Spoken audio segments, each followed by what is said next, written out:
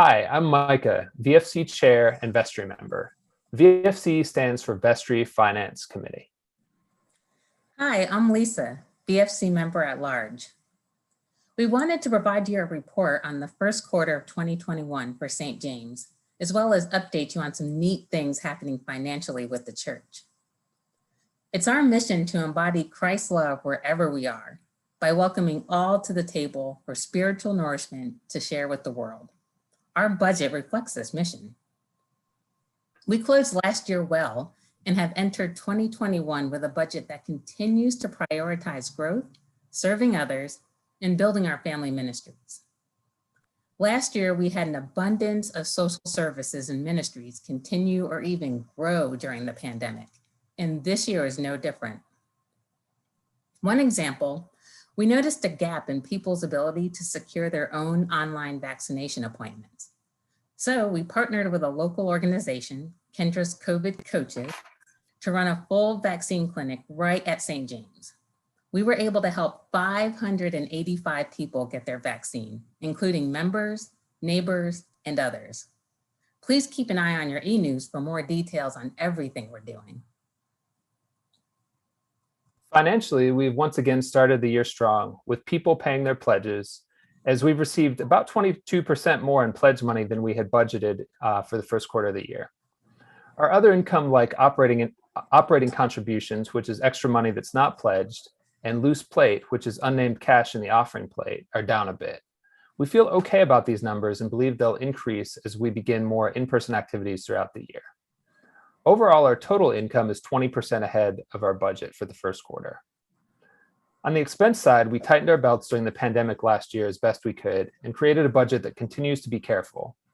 All of these numbers are within normal deviations and are tracking almost exactly on budget overall, at 2% over for the quarter. Our treasurer, Will Clark, plugged our giving numbers for the past 2 years into a chart so we could take a look at trends. You can see that both our pledges, seen here, and our operating contributions, seen here, are trending similar to past years despite the pandemic. This is excellent news. Thank you, St. James. Now for some more great news. We have applied for and received a $44,000 Thomas Kane grant from the diocese. Our application was approved to use this money to purchase technology that will allow us to improve the sound, video, and streaming technologies. We have already collected bids and contracted a company to do the work for us. Perhaps the best thing about this is that we will begin to hold small services in person. We will also be able to continue and elevate our streaming abilities for folks who need to join us from home. We plan for this to be a long-term ability of St. James. So what's coming next for this year financially? We've already formed strategic committees for long-term planning, including financial planning for our church. We also have some upcoming announcements about planned giving and our endowment.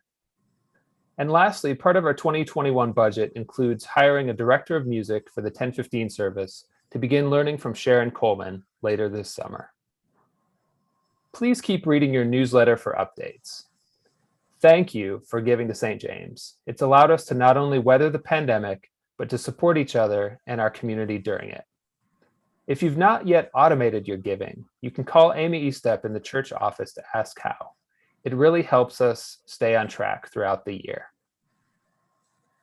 Finally, please know that the VFC, the vestry, and our rector, Reverend Eileen, continue to do our absolute best to look out for the health of our congregation, financially, physically, and spiritually.